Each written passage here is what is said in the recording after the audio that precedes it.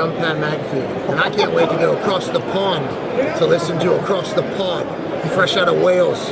Special stuff. Cheers. Hello everyone, Andy here, and here's what you can look forward to in today's episode. In today's episode, in Team Season Preview 30 out of 32, I was joined by Buffalo Bills fan Charlie Nelson from the Bills from Afar podcast as we look ahead to the team's upcoming season. Charlie discusses the criticism around the new stadium. Yeah, I think the narrative's a real shame because I know people that were there at that practice, and the feedback overwhelmingly from Bills Mafia was actually very, very positive. I asked Charlie about the ins and outs of the off-season, as well as the addition of Joe Brady as head coach. A lot of outs. I've forgotten how many players have actually left the Bills.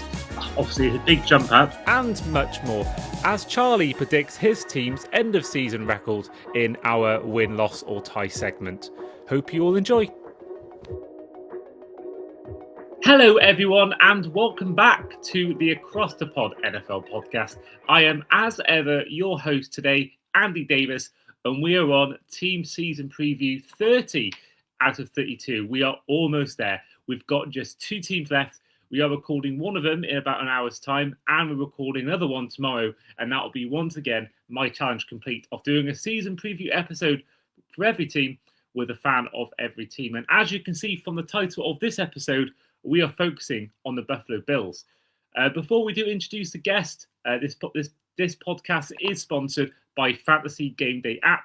Use code Andy5 at checkout for money back off your first paid lineup. Now, with me today, we've got a returning guest. He is a member of the Bills from Afar podcast and the Bills Backers Club or fan club. He'll be hoping that this season is less underwhelming than the eclipse last night. Back on the show is Charlie Nelson. Charlie, it is great to have you on. Yeah, good to be here. I think we're all a bit disturbed by staring at the sun yesterday, right? So, yeah. Thanks for the introduction. Thanks for inviting me back. I don't know how many times it's been now, but it seems like it's been going for a few years now. Well, yeah, this is the first year I did this challenge was 2022. I remember that because I was doing it whilst I was in Brighton at uni, and I don't recall we had anyone. I'm pretty sure you were on the first year. I don't recall. Yeah, I think so. Yeah. And then so it's been 22, 23, 24. This is the fifth year you've been on. Fifth year you've been on for season previews, and of course you've been on during the season as well.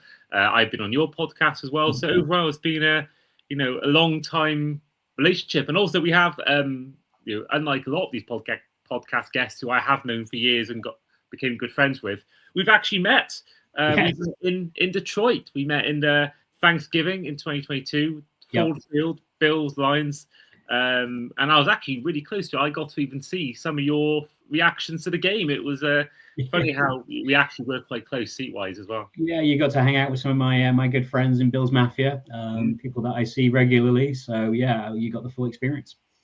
Yeah, it was amazing experience, and then I got to experience the real Bills Mafia experience the following year when I stayed at David Caproche, friend of the show's house. We got to go to the game. He gave me a whole 3-day tour of Buffalo. Got to see, I forget his name, the guy with the sauce all over him. Is it Ken?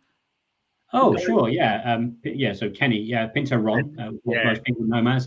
Kenny, another good friend of mine. Yeah, he's the guy who gets drenched in ketchup and mustard. I was drinking with him in Charlotte, North Carolina last year. So yeah, great guy, and most famous man of Bills Mafia, I would say. Yeah, I mean, there's him there. And again, I really apologize for forgetting his name. He was a British guy who actually had gone on and moved to Buffalo. Nick. Yeah, Nick, that was it. Yes.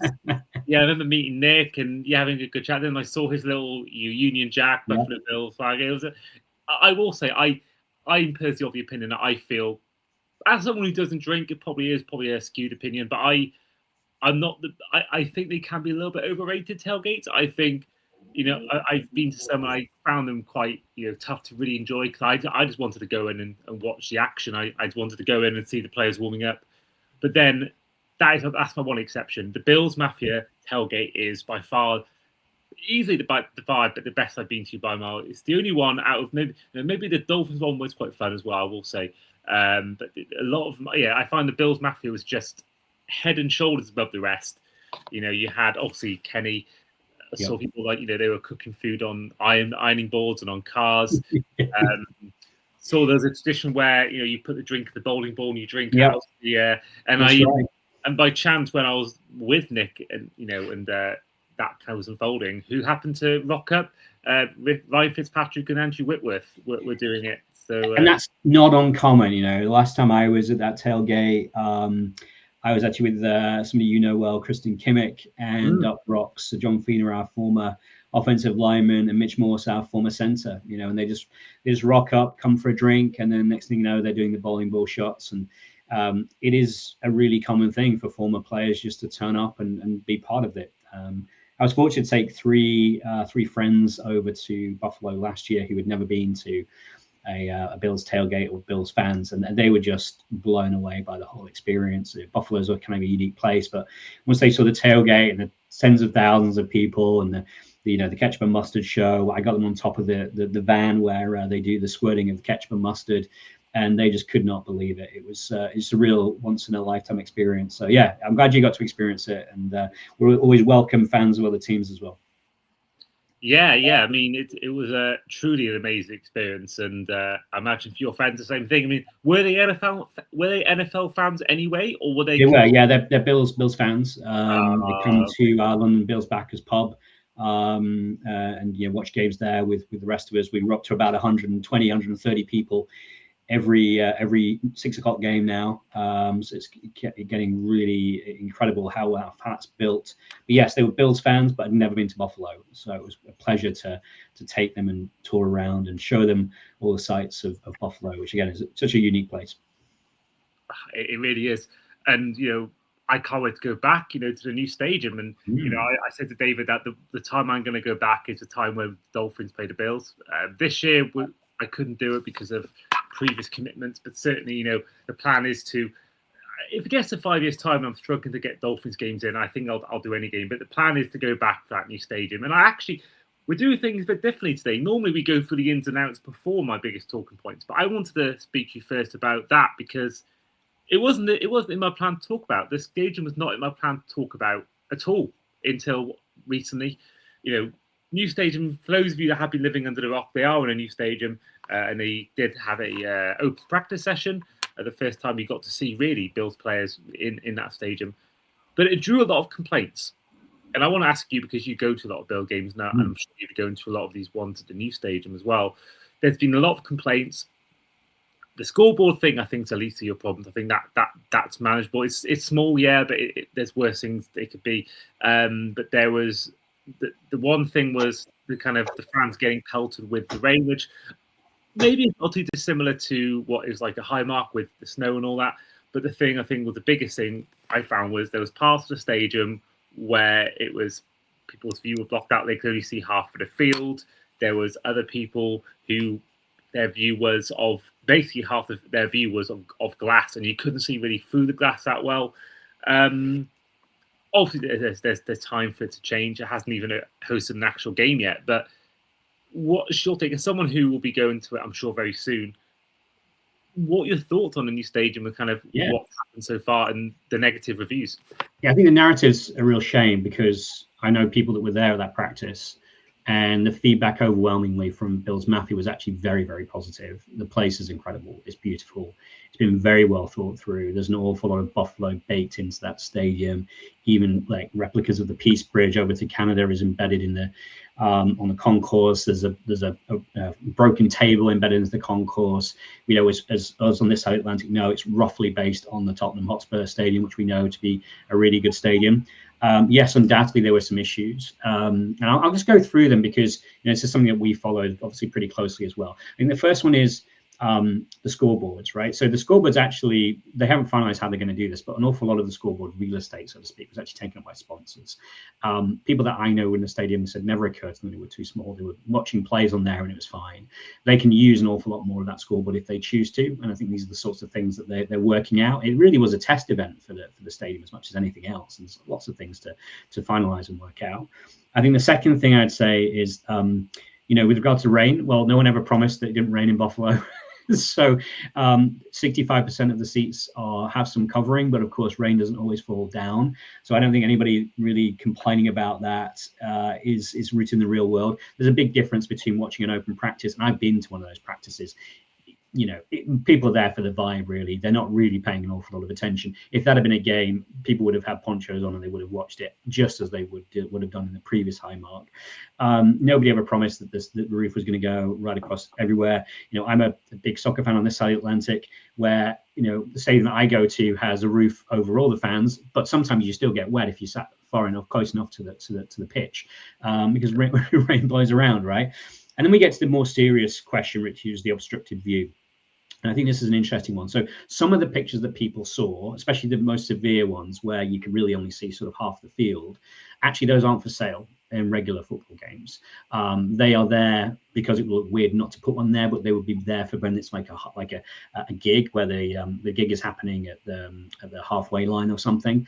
These were not going to be ever sold. There was no PSL attached to those, and no season ticket attached to them. There were some people that literally went to see if they could find the worst seat in the house, but it wasn't necessarily a football seat. So I think that was overblown. The people going to football games are not getting those seats. The second one is the one I think is more concerning, which is the blockage of the view with the glass and the walkways. I think this is quite a modern phenomenon. I've been to SoFi. There's the same sort of challenge is true there.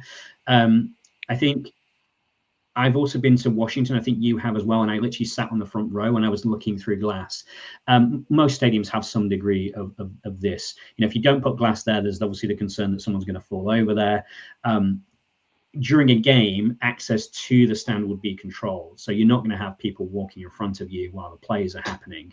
Obviously, that wasn't the case in the practice. So I think it's a shame because it's like anything. The rare event gets amplified because it's unique and it's different. The vast majority of people that I spoke to thought the stadium was incredible. They were really impressed by it. The national media, of course, jumped on the things that looked the most severe, but it's a shame they haven't focused on the stuff that actually is very, very positive. And I think it's a massive upgrade of what we've had before. I think some of these things will get worked out, especially like things like the scoreboard. And there are some things that are just going to be a bit unavoidable. The people I do feel sorry for are the ones that when they were showing the virtual pictures, there was no obstruction. And in some small number of cases, there now is some degree of obstruction. And the team have already assured everybody that those will get resolved on a case-by-case basis. So I think this is the sort of thing that will go out, come out in the wash. Yeah, I mean, to be fair, yeah, we are speaking it literally before a ball's been kicked, even in pre-season, let alone the regular season. Yeah, thing is, they can find ways, and like you say, I don't think it looks great. I wouldn't have left high mark just because of how special that place is. But I think over time, the more the years go on, the more it'll become your stadium. David actually said on his Facebook post that it will feel like a road game for a bit, but then give it time. And I think, especially if the team does go on and wins an AFC Championship in that stadium in the first or second year, that stadium will become nostalgic there. People will, have a lot of nice memories. So I think give it time, give it, Bills winning seasons. Hopefully for the Bills fans, AFC Championships won there. All that stuff will go away. All that stuff will go away completely. Exactly. I mean, I have a huge affection for the old place. It was iconic for me as a child growing up. Never thought I'd get a chance to visit. I've been fortunate to visit, many times. It'll feel like home when we're winning. It'll feel like home when it's for Bills Mafia. I think you were also at the London game when the Bills were there. Unfortunately, the Bills lost, but there was an awful lot of fans from Buffalo who had come over, and even that felt like a home game. People will get used to it. We couldn't stay in the old Highmark because literally it was crumbling and it didn't have a license to continue to hold people indefinitely. There was some issues with the concrete and they had to pull it down. It was a safety issue in the end. So they had to move and there is always going to be a compromise when you do something like this. What I'm so excited about is I think with the change in the shape of the stadium, the old Highmark was a really big bowl and it had a great atmosphere, but I think this is going to be a better atmosphere. It's going to hold more sound in because of the roof and the steepness of the stands. And what we're hoping is it's going to feel like a Seattle vibe, in terms of the atmosphere once it gets going. I mean, yeah, if it is like Seattle, Lumen Field, that will be something because that is one of the best ones I've been to. That is an amazing stadium. How it looks, but also how it sounds. And yeah, the atmosphere is crazy in there. So yeah, that'll be something that I think that if you can get to anything like that noise, which I think you will, because you are the loudest fan base in the league, you guys will be absolutely fine in that stage and we'll be rocking. But we'll head on to the ins and outs of the off-season. So in terms of ins, you brought in the likes of Kyle Allen, Bradley Chubb, CJ Gardner-Johnson, Geno Stone, Lloyd Cushenberry, Austin Corbett, Trent Sherfield, Mike Danner, Devin Tompkins, Quentin Skinner. You lost the likes of Matthew Judon, Shaq Lawson, Taylor Rapp, Curtis Samuel, Joey Bosa, Brandon Cooks, Gabe Davis, AJ Epinesa, Reggie Gillum, Matt Milano, Jordan Phillips, Jordan Poyer, Darnell Savage, Shaq Thompson, Mitch Trubisky, and Tre'Davious White. But then you did also trade in for DJ Moore, the wide receiver from the Chicago Bears. You gave up a second-round pick from this year's draft and got a fifth-round pick in exchange. And with that draft pick, in that round, you took Jalen Kilgore, but also you then took Zane Durant in that fifth round. Earlier on in the draft, you took TJ Parker in the second round, as well as Davison Igbinosun. And then finally, in the fourth round, you took Jude Bowery, Skylar Bell, and Caleb Elams. Or before in the seventh round, you took Toriano Pride Jr., Tommy Doman, and also Ahmad Reed Adams. I'm trying to find, I can't see. It says, also, he said that they gave up they got a fifth round pick from that. But looking at this, the Bears gave that fifth round pick to them. But then it's saying here that they got Kilgore via Texans, Eagles, and then Texans again. And there was a lot of moving around on during the draft. Oh, yes. A lot of moving around. Yeah, so that draft pick you got from the Moore trade, you then traded away to the Tennessee Titans. So yeah, that's where that draft pick ended up. Yep. But for you, Charlie, overall, you'll take on the team's off season. Right, so it's been a pretty wild ride. Start off, of course, as we've changed head coach, and an awful lot of everything that you hear and see is going to be dictated by that. I think the offensive side of the ball is really, we've lost our left guard. We are currently doing tryouts to replace that. And the big win, of course, is getting in DJ Moore, who's really been doing very well in training camp. I think he's going to open up a lot more for this offense. We didn't have previously people who could really get open playing man. He's going to drop every wide receiver down a step. And I think that wide receiver room is really looking quite encouraging. The balance of the room feels about right now. It's moved people like Khalil Shakir back to probably in the slot. I think the offensive side of the ball is looking pretty exciting. A couple of minor changes, changed the fullback, changed the left guard, and then brought in DJ Moore. So the offensive side of the ball is going to be pretty much as it was. And of course, we're expecting that the play calling is going to be pretty similar, I think, but perhaps a little bit more adventurous. On the defensive side of the ball, it is, who knows, honestly, because not only have we changed a lot of personnel, as you just ran through, but we're also changing scheme. We brought in Jim Leonard in, who's one of the up-and-coming stars on the defensive side of the ball. He's come in from Denver, having previously been, a very highly ranked DC at Wisconsin. And people are very excited about Jim Leonard. The challenge I think we have is that when you look at the personnel and the scheme that Jim Leonard typically runs, we're probably about halfway through that transition. It's going to be a 2-year project. We're moving from a 4-3 to a 3-4.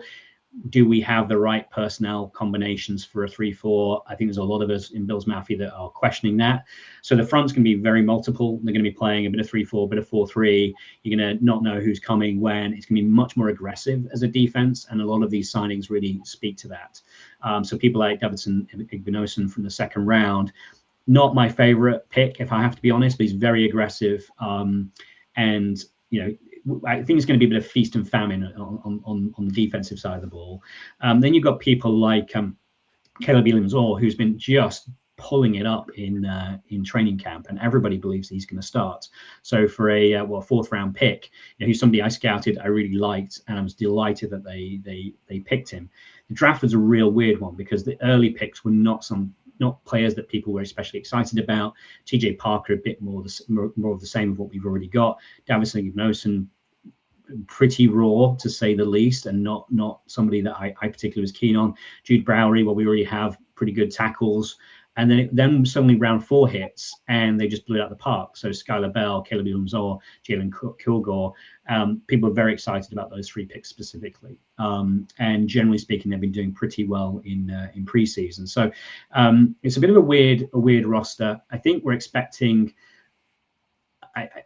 also more aggression, more turnovers, but also blown coverages, and a while for this new scheme to get set in. You can see what they're trying to build to, generally speaking, but there's one big hole that a lot of us are very concerned about, is we don't have a proper nose tackle. There is no real one technique there, somebody who can plug up gaps and stop the run when we need to stop it. It's been a historical issue for the Bills, is stopping the run. We really like what we have in terms of Deion Walker, who is typically going to go and play that spot, but he's more of a big 3 tech than he is a 1 tech. And so there's a lot of concern around Bills Mafia about this defense could get done in the run. But overall, I think we're pretty happy, but we have to wait and see. It's not just about personnel, right? It's also about how does that marry with the scheme? And none of us have a clue what that's going to look like yet. All we know it's going to be multiple. It's going to be, much more aggressive. It's going to be a lot more man coverage, and we're going to expect to see more turnovers. But as I said, a bit more risk and reward there. So yeah, really difficult to say. I think overall the personnel decisions, I would say 70% of them make sense. Some of them were very much in wait and see mode. Yeah, I mean, a lot of outs there. When I did the research, I couldn't believe how many players I'd forgotten how many players had actually left the Bills. Yeah. And yeah, Joe Brady is an interesting one for him, because we've seen coordinators go from that role to head coach. Doesn't always work out, but you rarely see it. I've not seen it that too often in recent years, where they go for someone within. You think about the Saints, for example, getting Kellen Moore from the Eagles. A lot of coordinators do change teams and have done recently, but he obviously comes in, relinquishes his offensive coordinator role. That's now going to Pete Carmichael Jr. Obviously, it's a big jump up. Your responsibility goes from just purely worrying about the offensive plays to then worrying about everything around you. Do you think he can live up to that step up? Well, the reality is nobody knows. I think the signs are positive. He really did impress in the interview process. And they did interview quite a few different options. And apparently he blew it out of the park, and he blew out the CEO part out of the park quite considerably. I think the organization was looking for a change of tone. There was a feeling around the building that Sean McDermott's way, which was very tight knit, very buttoned up, was just a little bit too constrained. And what they needed was a few more wild cards, people like CJ Gardner-Johnson coming in, being a bit more, he's got an aggressive, dominant personality. He would never a player that Sean McDermott ever would have tolerated. So get sort of a fewer choir boys on the defensive side of the ball, and get some people who are a little bit more aggressive. Try to just change it up, because typically it's the defensive side of the ball that's let the Bills down over the years in the playoffs, not the offensive side of the ball. We're not really worried about the offensive side of the ball. We know very little change. We know what Josh Allen is. We've got a good offensive line. We've got a better wide receiver core. We've got James Cook. People feel pretty good about that. But the defensive side, it's been bend, don't break. And that's caused us problems in the playoffs. Go back to 13 seconds, when we gave up touchdowns because of that defense. People keep saying, well, when's Josh going to get you over the hump? Josh is not the problem. It's been the defense that's been over the problem. And I think after all those years of McDermott, it was time just to say, is there a better way? Is there something new? I am skeptical as to whether we'll see the fully fledged defense this season. I think it will be a work in progress, and we'll probably see it next season. There's just so much to do in terms of shifting scheme. But we are, enthusiastic about, a number of the different additions. I think that it's just so hard to know. Bradley Chubb is an interesting one. How are his best days behind him? Maybe, he's solid. He's not going to let you down. We're pretty concerned about linebacker, especially the inside linebackers. We've got players like Greg Rousseau going to be asked to play a different kind of position. We've got people like Michael Hoyt coming back from injury, who we're very excited about. It was great for the Rams and for 7 quarters or so was brilliant for us, but then he got injured and was out. We've got players like Landon Jackson, who was an early stage draft pick last year, who's bulked up, had a huge amount of weight, so he can play a 4-eye position rather than a sort of not traditional defensive end. We've got people like Dwayne Carter, who was a pick a couple of years ago, who again has bulked up to move from 3-tech to 1-tech. There's just a lot of change. And so until we see it, we just don't know what this is going to look like. We're optimistic that it might be cool, but I think there's going to be plenty of games where the Bills just simply have to outscore the opponents. Yeah, I mean, obviously Josh Allen is going to be, the main protagonist of that. You mentioned his kind of playoff losses. I mean, I will say the Broncos loss, you could maybe argue because of the fumble, but looking at his 7 losses in playoff football, only 2 of these have been by more than 7 points. Texans 2019 season, that playoff loss in overtime that was, and they lost by 14 to the Chiefs the following year in the AFC Championship. They lost by 17 to the Bengals in the 2022 season divisional round. I was at that game, ugly. That was horrendous conditions. But then you think about Chiefs conference champion, that the following year, divisional round, you lost by 6 points. The 2023 season playoffs in the divisional round, you lost by 3 points, lost by 3 points again the following year, and then 3 points again the year after that. So, and even a lot of these games, scored 30 points, conceded 33, 29 points scored, 32 lost, 27 to 24 one year, 42 to 36, 22 to 19. So I've always felt that Josh Allen hasn't been the reason, but I will say that year last year, I would maybe be the one exception where I would think maybe the last one maybe. But then is he being asked to do too much, right? If you asked to put 30 points up in every playoff game just to stay in a game, that's a lot. I'm hoping through the season we see some progress with this defense, which undoubtedly is going to take a little time to settle in. So that by the time we get through playoffs, he doesn't have to force it quite so much. Because a lot of these issues are because he's having to force it because he's having to chase games, or he doesn't feel that the defense is going to hold up their side of the bargain. I think we're going to see a real wild ride this season. I think overall this is still a very good football team. It still has very good players. The offensive side of the ball can be anybody on their day. The variance is going to come with that defensive side of the ball, and there's going to be some games where we just think, oh, what on earth happened there? And then we get other games where we're stunned we've won because we got a couple of nice turnovers that we wouldn't have normally expect to see. So yeah, it's really fascinating to see. I don't typically look forward to preseason very much, but I am interested in preseason games this year because I just want to see where a player's lining up. What does that look like? What's the scheme look like? Because we just have no clue. Yeah, preseason is literally, we've had preseason start, but in terms of the first week where everyone plays, it is happening just in a few hours' time here at the time of recording. We are recording this on the 13th of August, just for reference in case there's some big news that have come out that we haven't covered. So, for example, on 2 of our previous shows, the Niners one, we talked about Ricky Pearsall, and less than a week later, he was out for the season. And then at the time of recording, we haven't even released the Vikings one yet. That's scheduled to come out in a couple of days' time of time of recording. And we talked about who we think was going to start for the Vikings at quarterback. So, yeah, it's funny how these things work out. But, yeah, that is why if there is some big news, I don't know, someone goes down injured. Like say Josh Allen goes down injured, or, DJ Moore goes down season-ending injury in the first preseason game. That is why we've not talked about it. But, no. I do feel at some point, Josh Allen, he can't go the next 10 years of his career and not at least make a Super Bowl. I don't think he's should be entitled to win one, but I think the kind of quality he's at, the quality he's got, where the team's at, the new head coach might be a thing. But I will say, I said it before loads on these season previews, this AFC is wide open. You think about Ravens, exact same situation. Quarterback who's got a lot of critics in his playoff credentials. New head coach, amazing team. Chiefs, they got Mahomes, but there's a lot of problems last year. There's no guarantee he'll come back the same player, and there's no guarantee he can once again take this team far with the kind of subpar receiver room that he's got. Broncos, they might be some people's favourites, but there's no guarantee they'll repeat it again second year. Bo Nix injury, is he going to come back with the same player? Texans concerned about CJ Stroud, as good as that defense is.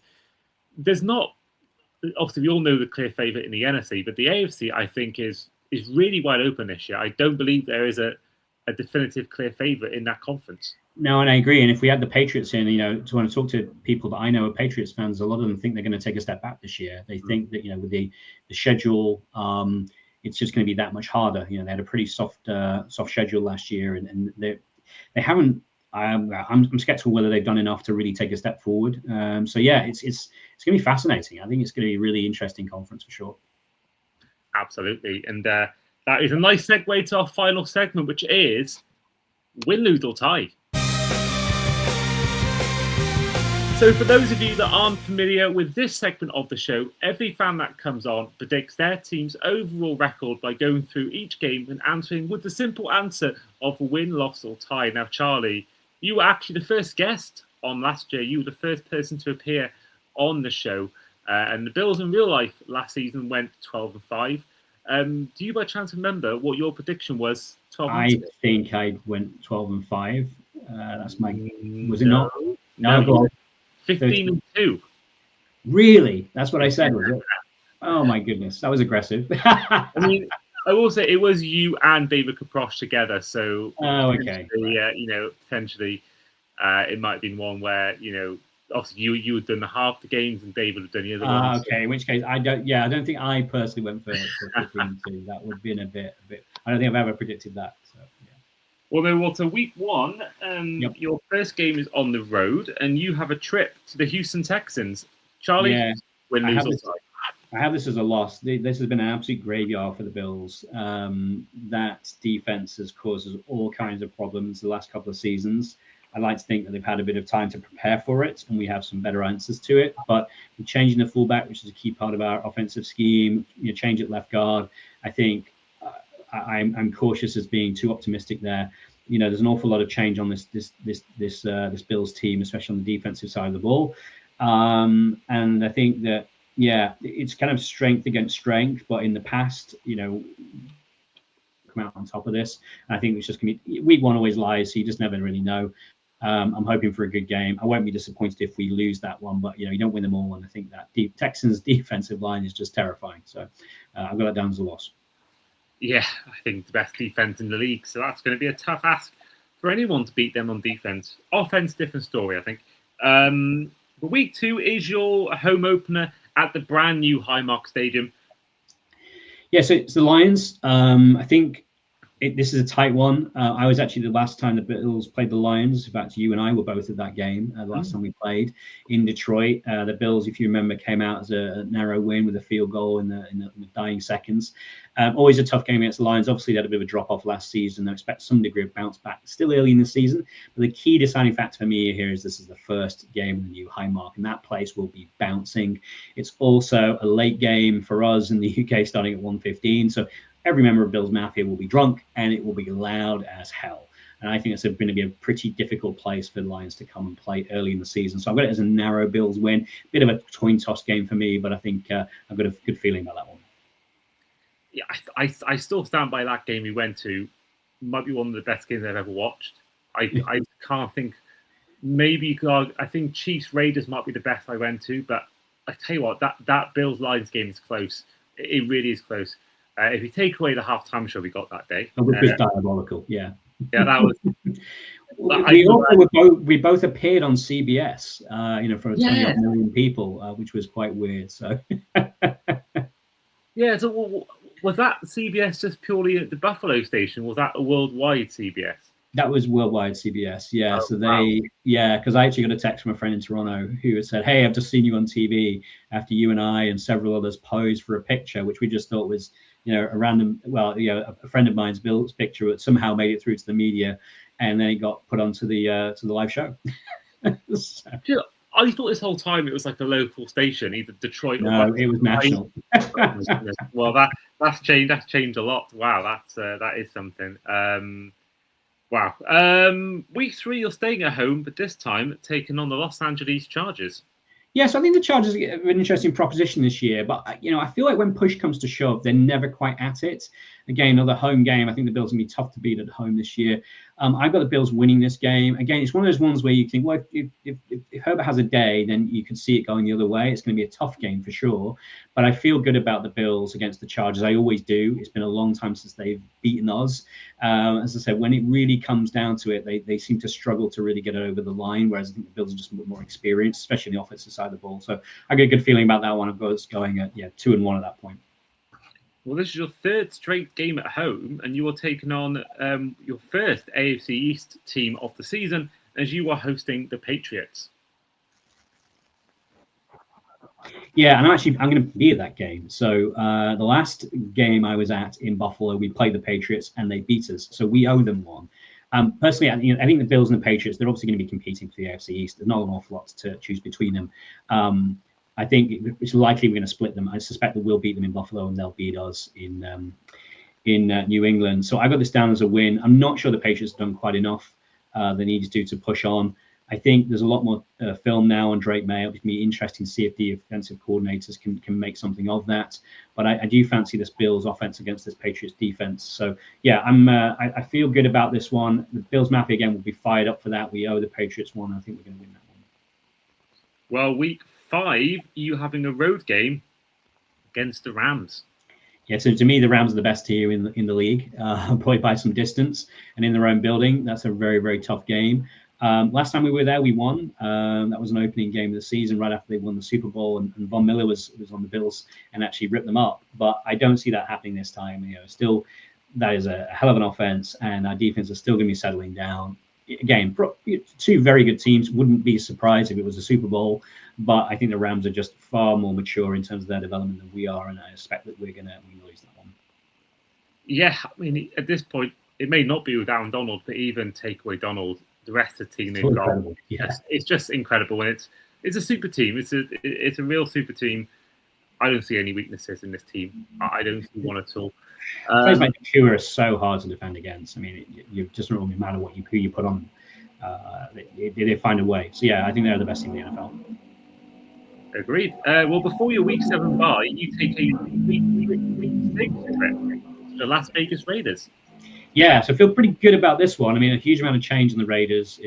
First round pick, but sounds like he may not be playing in the early part of the season. So yeah, I think the Raiders have done some good stuff, and they have some good players undoubtedly, but they are going to be early on in their development. There was a reason why they had the first pick, and I think the Bills should be pretty comfortable in that game. Yeah, I mean, they have Crosby back, but that is about it. But Crosby will be the team he almost joined and a team you're playing in week 8 as you take a home game against the Ravens. So this is a really tricky one. You mentioned it earlier that the Ravens are kind of in a similar situation. Changed head coach, still a lot of talent on that offensive on that team. Last time we played them was week 1 last year, and if anybody remembers, it was one of the games of the season. We were miles behind. I think we were 3 scores behind, and we came back and won in the final seconds. I was watching it in bed. It was in the middle of the night, and I couldn't believe we'd come back to win it. So they're going to feel pretty bitter about that. I have that as a loss. It's a toss-up game for me. Again, it could go either way, but that's going to be a very tough game, and I think I would be surprised if we did not lose a couple of this early slate, and this is one I've got down as a loss. Well, week 9, your first of 2 back-to-back road games. And week 9, it's Skol Vikings goal as you take a trip to Minnesota. Yeah, Minnesota's a real puzzle. I look at the NFC North, and I think probably they're the worst team in that division, but they're not a bad team, and they still have really good players, Justin Jefferson being one. The question, of course, is quarterback, and what is Kyler Murray going to be in that scheme, in that building? Nobody really knows. There's a reason why he's not still in Arizona. We've heard now that he's going to be starting, right? So I think that I would fancy our chances against that quarterback. JJ McCarthy obviously has struggled to really get settled in, injuries and things. You can never say never. The last time we played the Vikings, they won another narrow one, and was a really painful loss. Justin Jefferson was just the difference, but I feel like that's going to be a narrow Bills win. And of course, we all know what happened in lockdown in COVID times when Murray played the Bills, right? Yeah, exactly. Let's not get into that. He's not that player anymore. That's what I'm hoping. Well, week 10 is your second back-to-back road game, MetLife Stadium against the Jets. I would be devastated if we didn't win that. The Jets obviously are a work in progress, an awful lot of question marks around that team, around that coach, around that quarterback. It's like, what is the Jets? We're in a situation in the AFC East where there are two teams that are really big question marks. The Bills are that simply a better team with a better quarterback, and I would hope a better coach. So I feel very good about us going into MetLife and beating them again. Well, it might be the same feeling next time up. You've got a home game against the Dolphins. Yeah, and I'm not going to, rain on your parade. I'm sure you've had plenty of concerns about the Dolphins. It's essentially a team, it's a rebuild, right? It's a tanking without tanking. Not quite sure where they put Malik Willis in that. I'm quite high on Malik Willis, but it doesn't really add up to me why you would put Malik Willis into that team. They've had a clear out. What is left? The Dolphins are probably going for a very early pick in the next draft. The Bills should beat them home and on the road, and I don't imagine this is going to be different. No, absolutely not. Week 12 is arguably one of the games of the season. Thanksgiving, Bills against Chiefs at the new Highmark Stadium.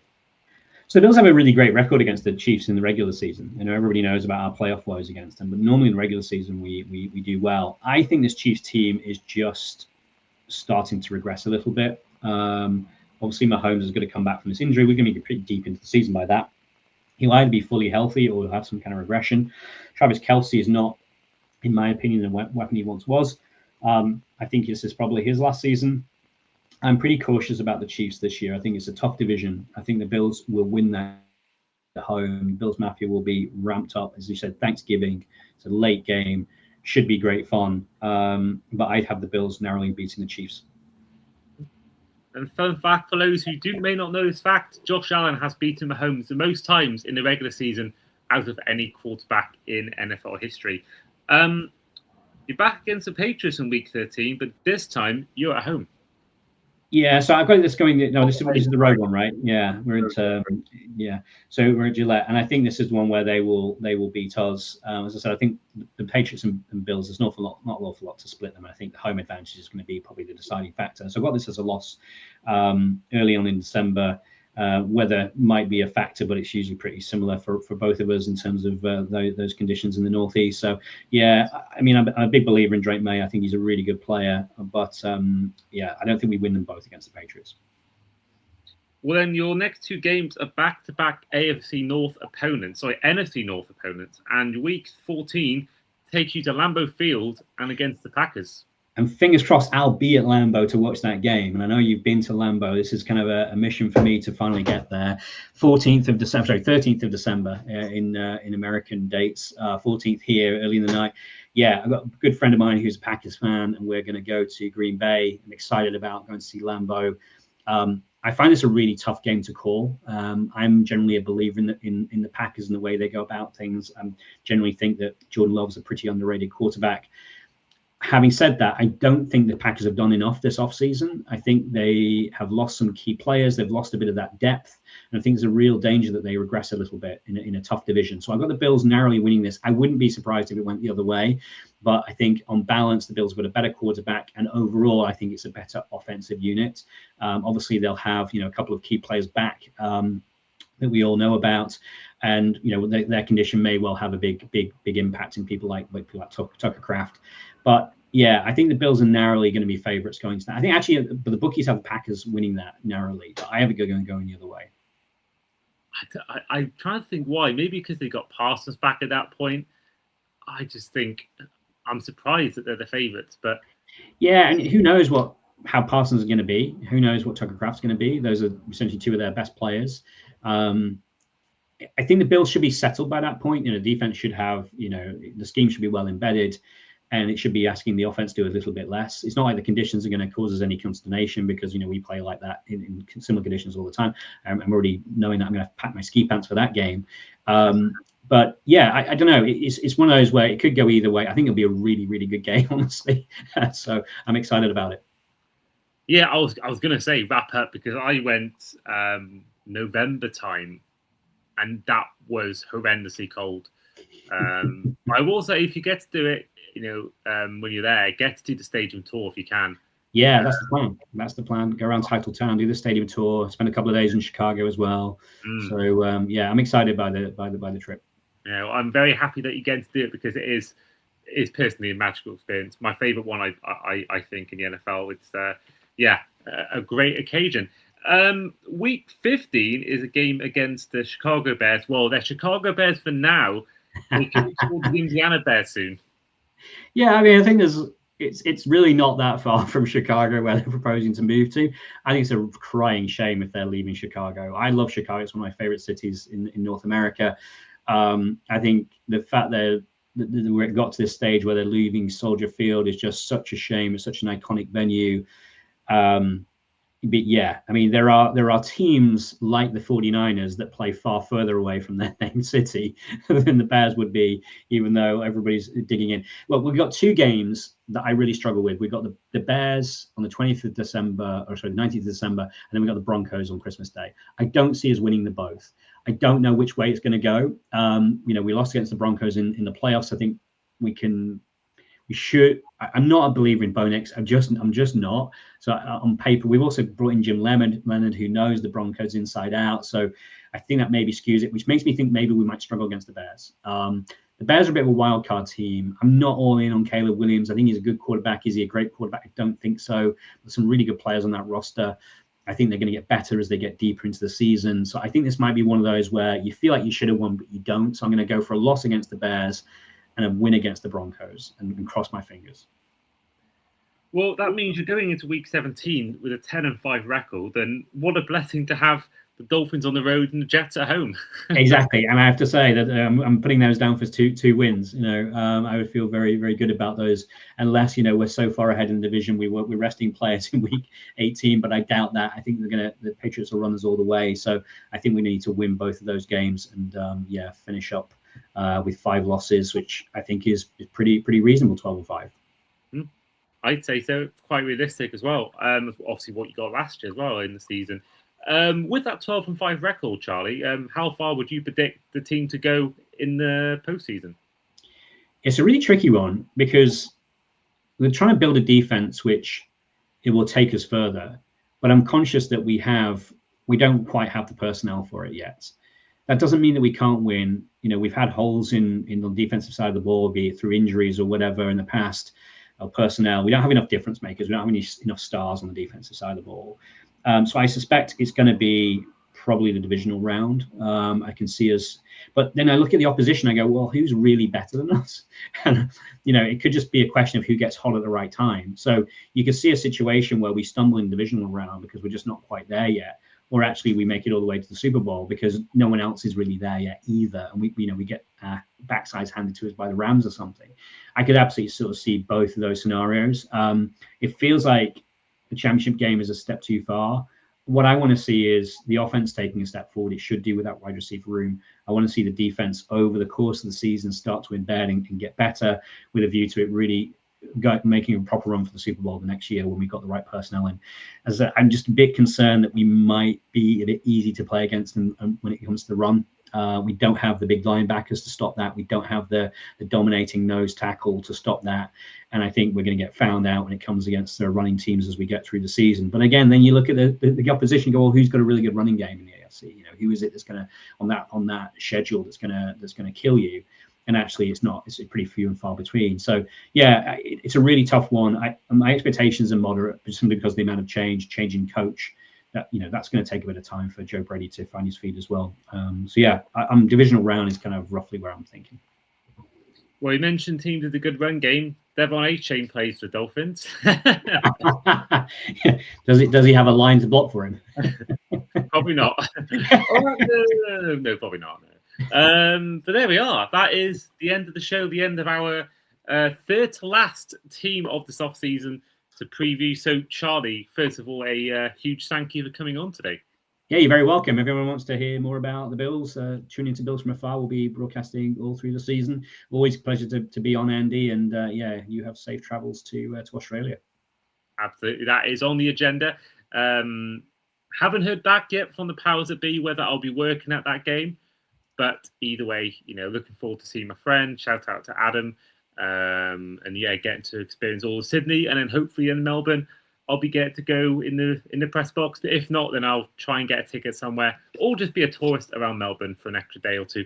And yeah, if I do get media creds for that game, stay tuned on the channel, whether it's podcasts, whether it's social media content, all that good stuff, and of course stuff that goes on in the game as well. So stay tuned for that.